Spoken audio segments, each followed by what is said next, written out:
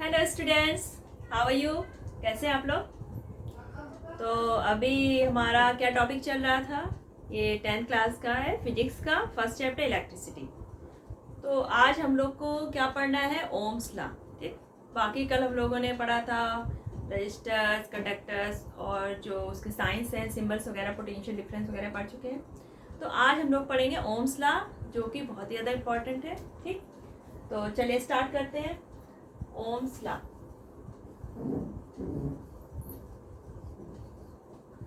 Ohm's law आपको क्या बताता है? ओम्स लॉ हमें ये बताता है कि जो हमारी करंट जा रही है कंडक्टर में, ठीक, किसी कंडक्टर में जो आपकी करंट जा रही है, तो उसका जो पोटेंशियल डिफरेंस है उसके एंड्स में। अब हमें ये पता है कि अगर किसी कंडक्टर में करंट फ्लो होना है तो क्या होना चाहिए? उसके जो एंड्स हैं उनके बीच क्या होना चाहिए? उसमें पोटेंशियल डिफरेंस जनरेट करना पड़ता है हमें। तो वो जो करंट है और पोटेंशियल डिफरेंस है हमारे कंडक्टर के टू एंड्स के बीच, उसके बीच जो रिलेशन है दैट इज ओम्स लॉ।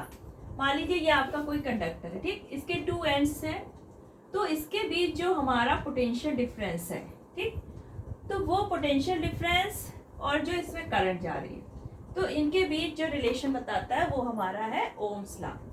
ठीक है, तो इस ओम्स लॉ क्या बताता है कि जो पोटेंशियल डिफरेंस है और जो ये करंट है, तो ये क्या होता है? डायरेक्टली प्रोपोर्शनल, यानी कि जो हमारी करंट फ्लो हो रही है किसी कंडक्टर में, तो वो उसमें जो पोटेंशियल डिफरेंस हमने मेंटेन कर रखा है उसके एंड्स के बीच, उसके प्रोपोर्शनल होती है। यानी कि I proportional to V. V हमारा पोटेंशियल डिफरेंस को डिनोट करता है, आई करंट को। अब इसको हम ऐसे भी लिख सकते हैं, V proportional to R, V proportional to I. ठीक, अब हमें प्रोपोर्शनल का साइन हटाना है, तो हम क्या लिखते हैं इसकी जगह है v equal to R I. अब ये प्रोपोर्शनल हटा तब आ रहा है, तो हमारा r क्या है? एक कांस्टेंट है, r इज कांस्टेंट। r को हम क्या कहते हैं? रेजिस्टेंस। ठीक, तो जो कंडक्टर के टू एंड्स के बीच जो हमारा पोटेंशियल डिफरेंस है वो किसके प्रोपोर्शनल है? करंट के। या फिर हम कह सकते हैं I प्रोपोर्शनल टू V या V प्रोपोर्शनल टू I। जब हमने प्रोपोर्शनल हटाया, क्या है आपका? V equal to R I, that is Ohm's law. R आपका क्या है? कांस्टेंट है, दैट इज कॉल्ड रेजिस्टेंस। अब जो ये R है कांस्टेंट, ये किस पे डिपेंड करता है? जो हमारा ये कंडक्टर है, ठीक, इसके नेचर पे, इसकी लेंथ पे, इसकी थिकनेस पे, इसका जो क्रॉस सेक्शन एरिया है एंड टेम्परेचर पे। जो हमारा ओम्स लॉ फॉलो होता है ये हमेशा एट कांस्टेंट टेम्परेचर ही होता है। ठीक, at constant temperature. At constant temperature the current is directly proportional to the potential difference between the ends of a conductor। यानी कि हमारा टेम्परेचर क्या होना चाहिए? कांस्टेंट। अगर टेम्परेचर कांस्टेंट नहीं है तो ओम्स लॉ फॉलो नहीं होगा, यानी कि उस टाइम पर हमारी जो करंट है वो पोटेंशियल डिफरेंस के प्रोपोर्शनल नहीं होगी। जो हमारा ये कांस्टेंट है, रेजिस्टेंस है, ये आपका टेम्परेचर पे डिपेंड करता है कंडक्टर के, उसकी लेंथ पे, नेचर, थिकनेस और जो क्रॉस सेक्शन एरिया है। ठीक, तो इन चीजों पे हमारा आर डिपेंड करता है। अब आपका ये जो आर आया, ठीक, इसको हम क्या कर सकते हैं? R equal to V upon I या I equal to V upon R. ठीक, तो इधर आप देख रहे हैं कि जो हमारी करंट है वो किन दो चीजों पे डिपेंड कर रही है? एक तो पोटेंशियल डिफरेंस और दूसरा जो हमारा कंडक्टर है उसका रेजिस्टेंस। पोटेंशियल डिफरेंस हम जनरेट करते हैं कंडक्टर के टू एंड्स के बीच में बैटरी या सेल वगैरह लगाकर। ठीक, रेजिस्टेंस क्या होता है? ये कंडक्टर का खुद की प्रॉपर्टी होती है। रेजिस्टेंस के अंदर क्या होता है कि जो करंट को फ्लो करने की, अपोज करने की जो प्रॉपर्टी है दैट इज कॉल्ड रेजिस्टेंस। यानी कि ये जो करंट फ्लो हो रहा है उसको रेजिस्ट करती है, यानी कि कुछ ना कुछ इसमें आयंस होते हैं, चार्ज होते हैं, ये हमें पता है। इलेक्ट्रॉन फ्लो होता है तभी करंट फ्लो होती है। तो वो जब चार्ज होते हैं वो क्या होते हैं? आपस में कोलाइड करते हैं।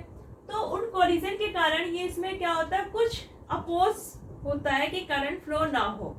तो ये एक कंडक्टर की प्रॉपर्टी होती है कि वो करंट फ्लो को अपोज करता है, दैट इज रेजिस्टेंस। ठीक, तो जो हमारे गुड कंडक्टर्स होते हैं उनकी रेजिस्टेंस क्या होता है, उनका रेजिस्टेंस वेरी लो, क्योंकि वो करंट फ्लो को अच्छे से होने देते हैं, यानी कि वो करंट फ्लो को अपोज कम कर रहे हैं, तो यानी कि उनका रेजिस्टेंस कम हुआ। जो हमारे इंसुलेटर हुए उनका रेजिस्टेंस बहुत ज़्यादा हाई होगा, और जो आपके हीटिंग एलिमेंट्स यूज होते हैं एलॉय वगैरह, उनका भी रेजिस्टेंस क्या होता है, हाई होता है। तभी वो क्या होते हैं, उसमें हीटिंग एलिमेंट की तरह यूज होते हैं, उनके करंट कम फ्लो होता है। ठीक, तो हमारे गुड कंडक्टर्स हैं उनका रेजिस्टेंस बहुत कम होगा, जो इंसुलेटर है उनका रेजिस्टेंस बहुत ज़्यादा होगा। तो ये हमारा ओम्स लॉ था जो रिलेशन बताता है हमारा करंट और पोटेंशियल डिफरेंस के बीच।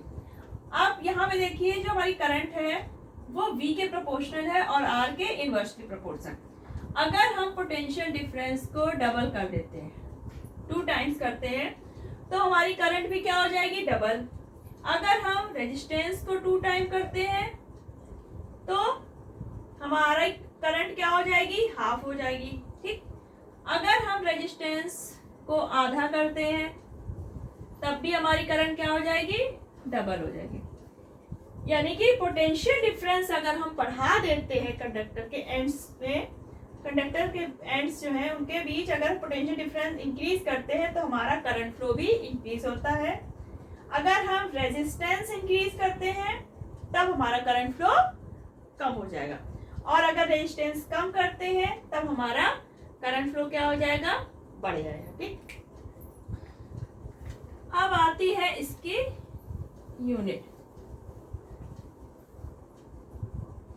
अब जो हमारा रेजिस्टेंस है,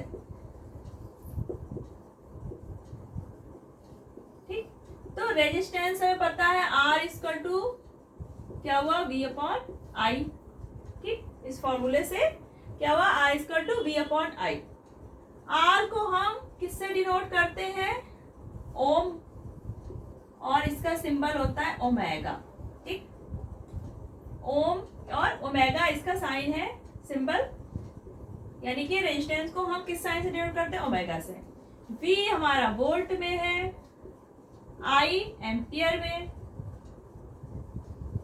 ठीक, मान लीजिए 1 वोल्ट का पोटेंशियल डिफरेंस है, 1 एम्पियर करंट फ्लो हो रही है, तो जो हमारा रेजिस्टेंस होगा वो कितना आ जाएगा, 1 वोल्ट पर एम्पियर। ठीक, या फिर इसको 1 ओमेगा भी लिख सकते हैं। ठीक है, क्या लिख सकते हैं, 1 ओमेगा। अब अगर हम ग्राफ ड्रॉ करते हैं करंट और पोटेंशियल डिफरेंस के बीच, ये हमारा आता है करंट वाई एक्सिस में, और एक्स एक्सिस में आता है हमारा पोटेंशियल डिफरेंस। तो यहाँ पे क्या था हमारा रिलेशन कि करंट और V हमारे कांस्टेंट टेम्परेचर पे क्या होता है, डायरेक्टली प्रोपोर्शनल। तो अगर ओम्स लॉ फॉलो हो रहा है तो जो हमारा स्लोप आएगा वो क्या होगा, स्ट्रेट लाइन आएगा, और ये आपका स्लोप क्या दिखाएगा, रेजिस्टेंस। ठीक, यानी कि ये V और I के बीच क्या है, एक कांस्टेंट आ रहा है। ठीक है, तो ये हो जाता है हमारा रेजिस्टेंस और करंट के बीच ग्राफ। अब आपको अगर इस बेस पे कुछ प्रॉब्लम्स आती है, सवाल, जैसे मान लीजिए कोई कंडक्टर है, ठीक है, इसमें 0.25 एम्पियर की करंट फ्लो हो रही है, I कितनी है, 0.25 एम्पियर की। ठीक है, अब हमें इसमें वोल्टेज मान ली दिया है आपका 10 वोल्ट का, हमें क्या निकालना है, करंट, रेजिस्टेंस निकालना है। तो हम फॉर्मूला क्या लिखेंगे, I equal to V upon R।